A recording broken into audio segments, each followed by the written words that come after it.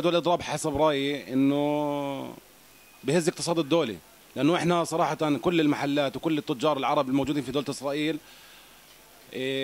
تحت نقول تجارتنا بشكل عام منهم. فاحنا اليوم لما نوقف ايد واحده ونلتزم انه كلياتنا نسكر محلاتنا وما ناخذش منه بضاعه في هاي اليوم، كل واحد على مجال شغله راح يهزه وما ضلش. بس انا رايي الشخصي انا ضد الاضراب، مع اني بدي اضرب بس لانه في اجماع، لانه مش شايفه حل عملي، وانا من الناس اللي بحب الحلول العمليه. انا شايف انه اذا الكل اضرب بده يصير انفلات امني، وهذا الاشي بس ضد مصالح الوسط العربي، وبس بضر في الوسط العربي، مش بضر في شيء ثاني، وبس برجع الاقتصاد لوراء.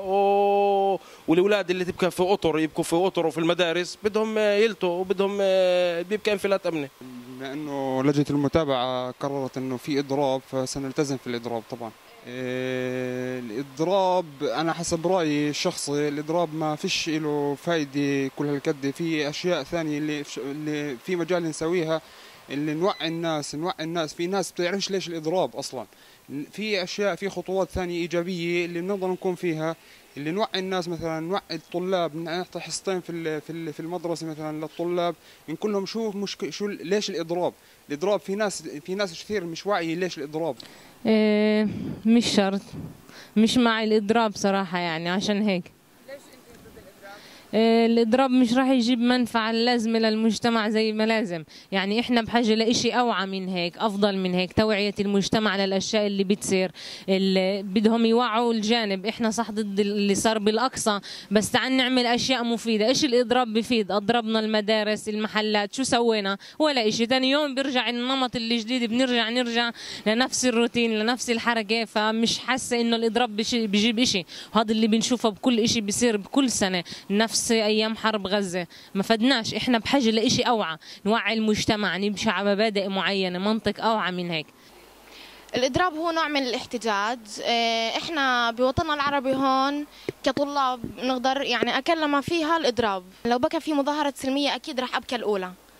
فائدة الإضراب ممكن يأثر إيجابيا، أول شيء كأنه إحنا عارف اللي بصير على الإشكالية اللي صارت في الوضع الحالي.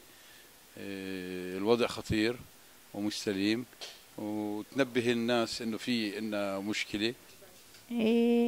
له فوائد كثيره، بس مش بعرفش اذا الفوائد ما يعني بمحلها ولا لا. المفروض انه حسب رايي الاضراب ما له ولا اي فائده، الا انه بس بنقعد الطلاب عن المدارس وبنأخرهم في التعليم.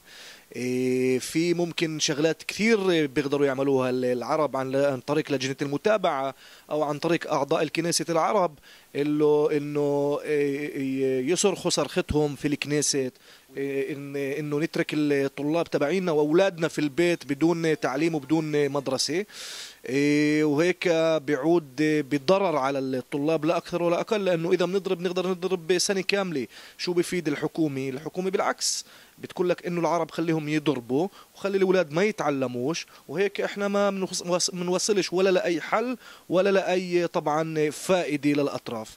الإضراب مفيد ومش مفيد. من ناحية بتقولي إنه المصالح العربية هون رح تتأثر من الإضراب، إنه ممكن الشعب اليهودي ما يخاف يفوت على عند المحلات العربية بسبب الأوضاع الموجودة. من ناحية ثانية بتقول بدك إضراب عشان يصير في كيلو هرطعة لليهود، خوف لليهود، لأنه الوضع بطل يتحمل، وشفت قديش في قتل وقديش في دم وقديش في هيك. فأنا طبعا مع الإضراب.